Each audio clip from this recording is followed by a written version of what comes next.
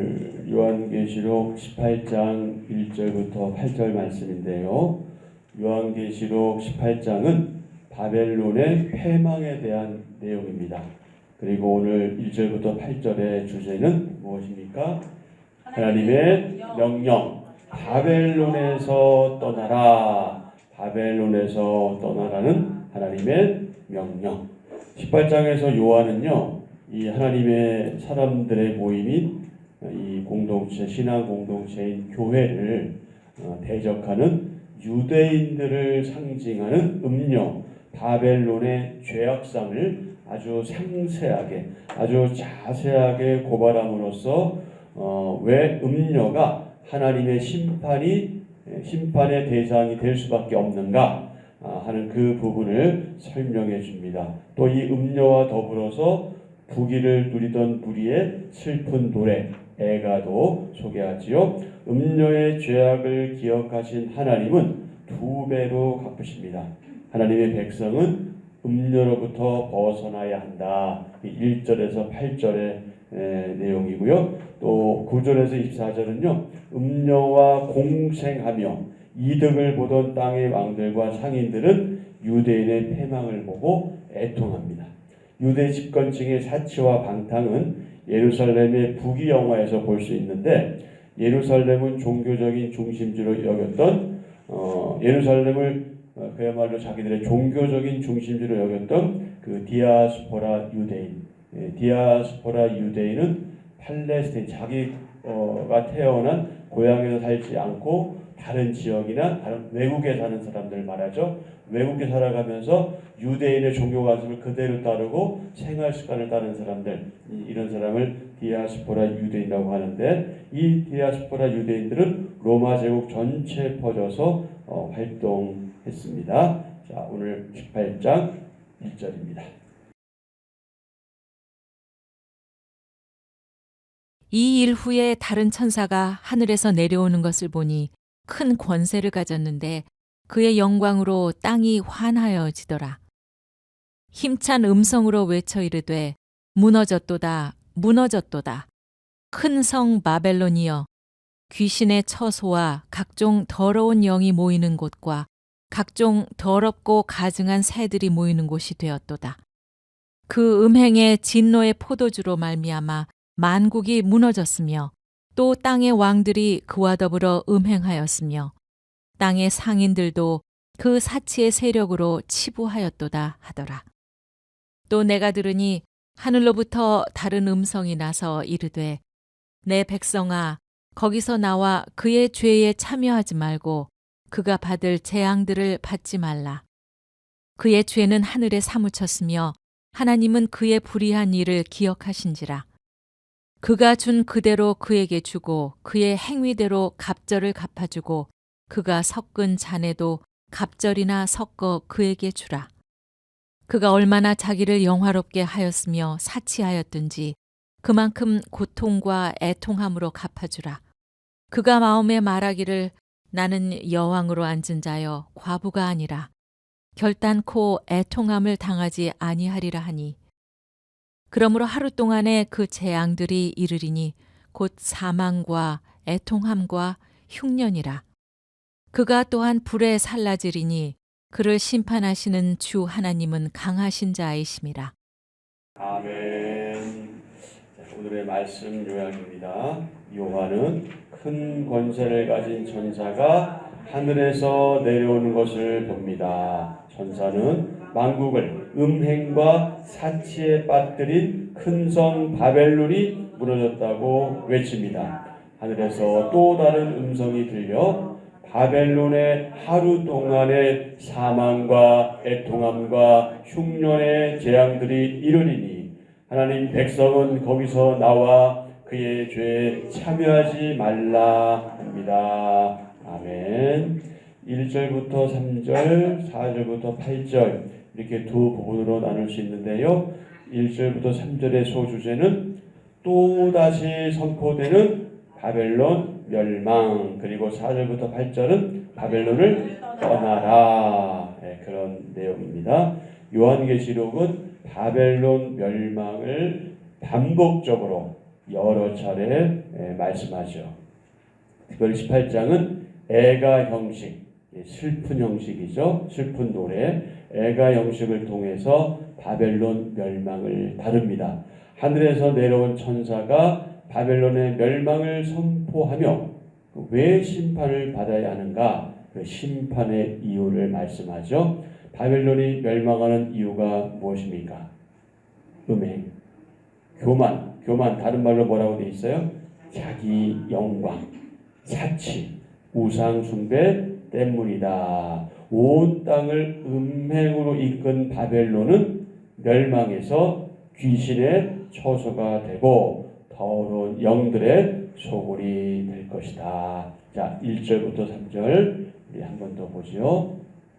이 일 후에 다른 천사가 하늘에서 내려오는 것을 보니 큰 권세를 가졌는데 그의 영광으로 땅이 환하여지더라. 힘찬 음성으로 외쳐 이르되 무너졌도다 무너졌도다 큰 성 바벨론이여 귀신의 처소와 각종 더러운 영이 모이는 곳과 각종 더럽고 가증한 새들이 모이는 곳이 되었도다. 그 음행의 진노의 포도주로 말미암아 만국이 무너졌으며 또 땅의 왕들이 그와 더불어 음행하였으며 땅의 상인들도 그 사치의 세력으로 치부하였도다 하더라. 아멘. 자, 1절에 보면은 끝부분에 그의 영광 이런 표현이 있죠.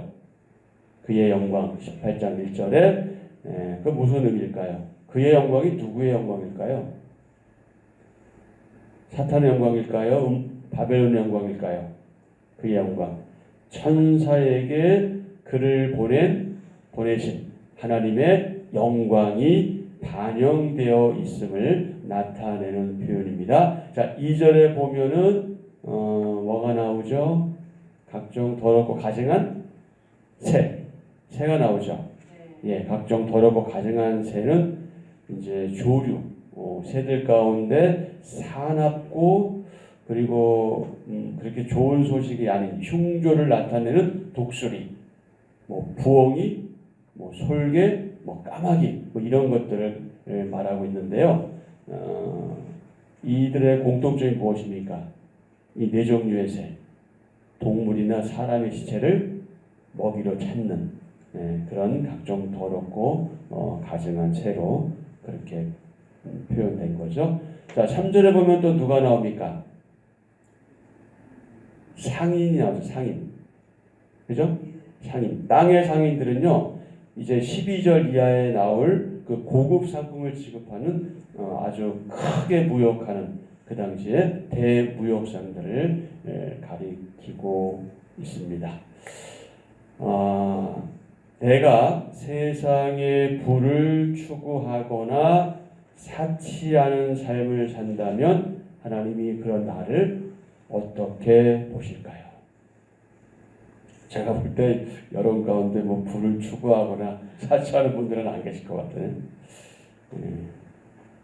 근데 우리가 꼭 티나게 하지 않더라도 우리의 동기가, 우리의 마음이 거기에 가 있을 수 있거든요. 우리 연약함인데 세상에 부를 추구하거나 사치하는 삶을 살 때 하나님은 나를 어떻게 보실까? 너무 강박적으로 그렇게 살면 안 돼. 그런 것도 문제지만 또 너무 편하게 하나님 눈치 안 보고 사는 것도 또 이것도 문제겠죠. 오늘 하루 동안 또 묵상해 보시면 좋겠습니다. 자, 4절부터 8절 바벨론을 어떻게 해라? 떠나라. 하나님은 바벨론을 철저히 심판하시지만 어떻게 하신다? 하나님의 백성은 구원하신다. 4절 내가 들으니 하늘로부터 다른 음성이 나서 이르되 뭐라고요? 내 백성아, 내 백성아, 내 자녀야, 내 사랑하는 자들아, 내 백성아. 이 표현은 하나님과 성도의 어떤 관계? 특별한 관계를 나타내는 사랑의 호칭이다. 성도는 하나님의 강력한 명령에 순종해 바벨론을 어떻게 해야 된다? 떠나야 한다. 또 내가 들으니 하늘로부터 다른 음성이 나서 이르되 내 백성아 거기서 나와 그 무엇에 죄에 참여하지 말고. 바벨론은 그 당시에 난공불락이었어요. 그 누구도 침범에 들어갈 수가 없었어요. 침략할 수가 없었죠. 누구도 대적할 수 없을 것 같아서 다들 그 앞에 무릎 꿇고 시키는 대로 했습니다. 그러면서 혜택을 누리고요. 함께 죄악에 동참하기도 했죠. 그런데 바벨론이 어떻게 됐다? 망했다. 이럴 줄 알았으면 처음부터 선을 그을걸. 거기 합류하지 말걸. 내 길을 갈걸. 우리를 둘러싸고 있는 세상이 그 강제력과 그리고 부귀와 물질과 돈과 그 달콤한 매력으로 그렇게 다가오죠. 마치 바벨론처럼. 그래서 뭐 어쩌겠어. 어쩔 수 없어. 그러면서 합리화하고 정당하면서 빠져들어가고 그 세속 가치를 내 안에 내면화하지요.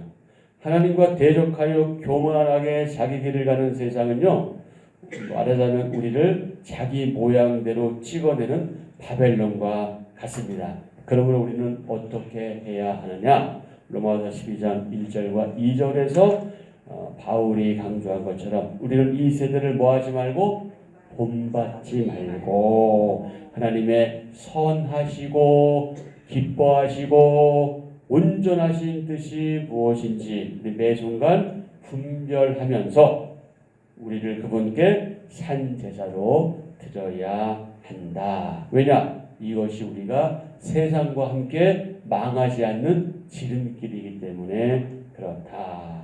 자, 4절 우리 아까 계속해서 했던 내 백성, 이것은 구약에서요 하나님이 이스라엘 백성을 부르실 때 흔히 쓰이던 그런 표현입니다. 자, 바벨론을 사랑해서 그곳에 몸담고 있으면 바벨론과 함께 어떻게 되고 만다? 멸망당하고 만다. 구약 일독학교 하신 분들은 아시잖아요. 선지자들이 외친 그 중요한 외침이 뭐예요? 너 망한다. 그렇게 살면 망한다. 망하는 거예요. 바벨론과 함께 있으면, 바벨론을 사랑하면, 몸담고 있으면 함께 멸망하고 만다. 자, 또한 성도는 바벨론에 대해서 어떤 태도를 취해야 한다? 단호한 태도를 취해야 한다. 자, 같이요. 죄의 유혹에 넘어가지 말고 죄악된 생활을 끊어내야 한다. 세상과 벗이 되고자 하면 하나님과 원수가 되기 때문이다. 성도는 세상에 살지만 세상에 속한 자가 아니다. 우린 여기에 있지만 여기에 속한 자가 아니다. 바벨론의 영향력은 너무나 막강하기에 시대와 국가를 초월해서 바벨론의 영향으로부터 자유로운 곳은 없습니다. 하지만 바벨론을 떠나는 길이 있다. 그게 어떤 길이다? 한마디로 말해서 하나님을 가까이 하는 것이다. 하나님을 가까이 하는 것이 바벨론을 떠나는 길이다. 바벨론의 영은 교회에도 깊이 침투해 있습니다. 그래서 우리는 어떻게 됩니까? 성도는 순수한 믿음을 잃지 않도록 늘 자신을 돌아보고 깊은 회개로 나아가야 한다. 아멘. 순수한 믿음을 잃지 않도록 각자 자신을 돌아보고 깊은 회개로 나아가야 한다. 여러분 가운데 그런 분은 없겠지만 내가 빠르게 빠져나와야 하는 죄악의 자리는 어디인가요? 저와 여러분이 빨리 빠져나와야 될 자리가 있다면 그 자리는 어떤 자리일까요? 사실은 어떤 지역적인 자리보다는 이 마음의 문제죠. 우리의 지금 마음이 어디에 가 있는가, 우리의 눈이 누구에게 또는 무엇에게 가 있는가, 이제 이게 중요한 것이죠. 어쩌든지 죄악의 자리에서 있지 않아야 하는데, 그래서 우리는 기도할 수밖에 없죠. 왜냐하면 우리는 죄악으로 자꾸 가는 존재들이에요. 구원 받았음에도 불구하고 우리는 마치 어떤 존재와 같냐면 어떤 사랑 많은 주인이 돼지를 너무 사랑해서 깨끗이 씻겨가지고 안방에 뒀는데 문을 열어놓으니까 돼지 우리가 보이는 거죠. 돼지는 어떻게 하는 거예요? 본능적으로 다시 달려가는 거죠. 우리가 그런 연약한 존재들이에요. 그러니 항상 하나님 앞에서 그런 존재임을 고백하고 그렇게 되지 않도록 우리를 붙들어 주십사 늘 기도해야 되고, 그래서 교회 공동체가 필요한 것이 그런 분들을 보일 때 격려하고 위로하고 그렇게 감싸 안고 우리 같이 그렇게 가자 하는 거거든요. 교회 공동체는 그야말로 사랑의 공동체, 서로를 위해서 기도해주는 공동체가 되어야 하는 거죠. 자, 이제 정리하겠습니다. 천사는 바벨론의 죄에 대해서 하나님이 행하실 그 심판을 알리면서 뭐라고 외치는 거예요, 지금? 그 죄에서. 그러니까 떠나라, 그게 결국 무슨 얘기예요? 그 죄에서 돌이켜라. 거기에 참여하지 마라. 거기에 동참하지 마라. 그렇게 외친 거죠. 하나님은 사람이 행한 모든 불의, 옳지 않음, 죄악들, 이 모든 것들을 기억하시고 그에 대해서 심판하십니다. 그래서 성도는요, 하나님의 사람들, 교회는 멸망당할 것이 확실한 이 길에 참여하지 않습니다. 무엇의 길입니까? 죄인의 길입니다. 그래서 시편 저자는 1편 1절 2절에서 이렇게 말씀하고 있죠. 복 있는 사람은 악인의 꾀를 따르지 아니하며, 그 다음에 죄인의 길에 서지 아니하며, 오만한 자의 자리에 앉지 아니하고. 자, 다시 한번요. 악인의 길을 따르지 않고 죄인들의 길에 서지 않고 오만한 자의 자리에 앉지 않고 어떻게 한다? 오직 여호와의 율법을 밤낮으로 주야로 즐거워하여, 그 뒤에 나오네요. 율법을 즐거워하여 그의 율법을, 하나님 말씀을 주야로 묵상하는 도다. 아멘. 하나님은 그분을 대적하는 세상 가운데서 우리를 부르시고 거룩한 무리로, 성도로 세워주셨습니다. 이것은 한마디로 말해서 은혜죠. 은혜. 자, 그럼 우리가 어떻게 살아야 성도다운 삶을 사는 걸까요? 오늘 1절, 3절은요, 죄로 인해 멸망에 이른 바벨론, 그래서 죄로 인해 멸망에 처하는 세상에 대해서 보여줬잖아요. 교회를 핍박하고 세상 권력을 이용해서 자신의 배를 불리는 자들은 그 죄악으로 인해 반드시 멸망합니다. 그래서 성도는요, 그리스도의 은혜로 이것에서 벗어난 자라는 인식을 가져야 한다. 무엇에서 벗어난 자다? 심판에서 벗어난 자다는 그런 인식. 이것이 돼야, 이 인식을 해야 성도다운 삶을 살 수 있다. 4절부터 5절, 4절과 5절은요, 죄에 참여하지 말아야 할 백성이죠. 죄와 분리되어야 할 성도입니다. 교회는 하나님을 대적하는 자들이 받을 죄악을 떠올리면서 그들과 같은 죄에 빠지지 않도록 해야 한다. 성도는 그리스도의 은혜로 어떡하게 살아가는 자다? 거룩하게 살아가는 자다. 그래서 이게 죄와 분리되어야 하는 거죠. 거룩하게 살아가는 존재, 그것이 바로 성도입니다. 그래야 성도다운 삶을 살 수 있는 거죠. 마지막 6절부터 8절은 공의로 심판하시는 하나님이죠. 무엇에 대해서? 죄에 대해서. 그래서 죄에 대한 참혹한 심판을 6절, 7절, 8절에서 말씀하고 있는데, 죄에 대한 형벌은 공의로우시고 강하신 하나님에 의해 일순간에 행해지고, 그 고통은 사람의 말로는 표현할 수 없을 만큼 매우 크죠. 그래서 성도는 그리스도의 은혜로 어떤 존재가 된 사람들입니까? 의롭다 칭함을 받은 존재. 의롭다 칭함을 받은 존재. 혹시 여러분 가운데 그 판사 앞에 서보신 분들 계세요? 판사 앞에 없으시구나. 다 착하게 사셨구나, 인생. 네. 칭의를 그냥 여러분 이렇게 이해하시면 돼요. 아주 쉽게. 범죄 잘못했잖아요. 뭔가 죄를 지었잖아요. 그런데 여러 가지 뭐 변호사를 우리가 고용하기도 하고 뭐 또 어떤 그런 법적인 절차를 밟고 이제 판사 앞에 딱 섰는데 판사가 판결을 내리는 거죠. 너는 더 이상 뭐가 없다. 죄가 없다. 딱 판결을 내리. 그래서 그 죄가 없음을 인정받는 것이 무엇이다? 그게 칭인 거예요. 하나님께서 너 우리 모두 죄인이지만 너는 더 이상 죄가 없다. 누구의 공로로? 예수 그리스도 피의 공로로 너희는 더 이상 이제 죄값을 치르지 않아도 돼라고 판결하신 것. 땅 이게 뭐다? 이게 칭의다. 그러니까 칭의의 그건 나에게 있다?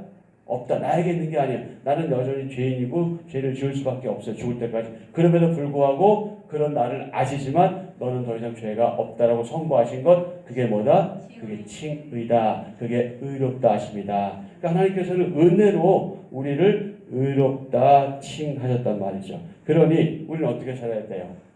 거기에 맞게 살아가야지.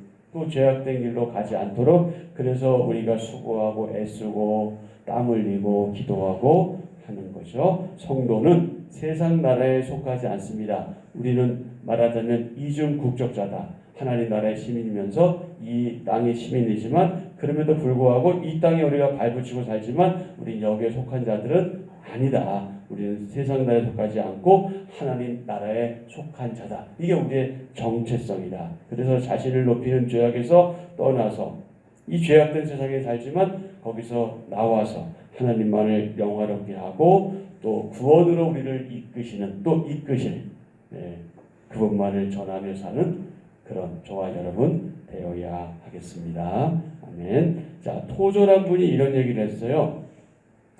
이 토졸한 분이 저와 관계에서 재밌는 분이에요. 뭐가 재밌냐? 하나님께서 1963년에 이분을 데려가셨어요. 그리고 저를 보내주셨어요. 자, 토조가 이런 얘기를 했습니다.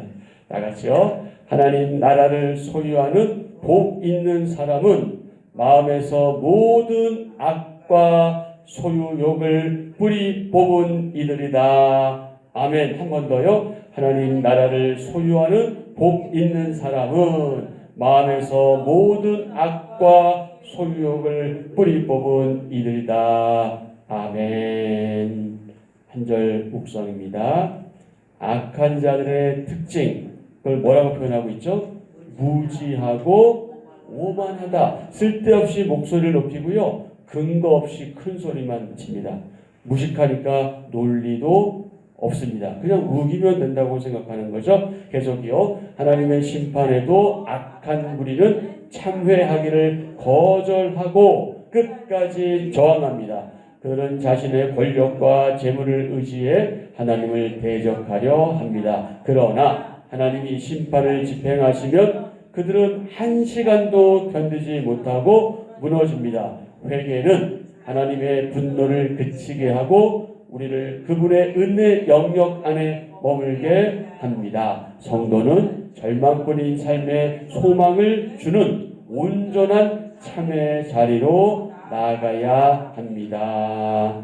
아멘. 오늘의 기도 함께 드립니다. 하나님, 음행과 사치로 가득한 바벨론과 같은 곳에서 속히 나오라는 주님 음성을 듣습니다. 모든 죄와 불의를 기억하시고 그 행위대로 심판하시는 공의의 하나님을 한치도 잊지 않게 하소서. 하나님이 미워하시는 마음과 행실을 버리고 순전하고 거룩한 주님의 백성 되게 하소서. 예수님의 이름으로 기도합니다. 아멘. 네, 오늘 말씀 중심으로 기도하시고요. 늘 우리가 하는 기도 제목 그리고 특별히 이 나라 위해서 여러분 기도하시고 각자 개인 기도하시고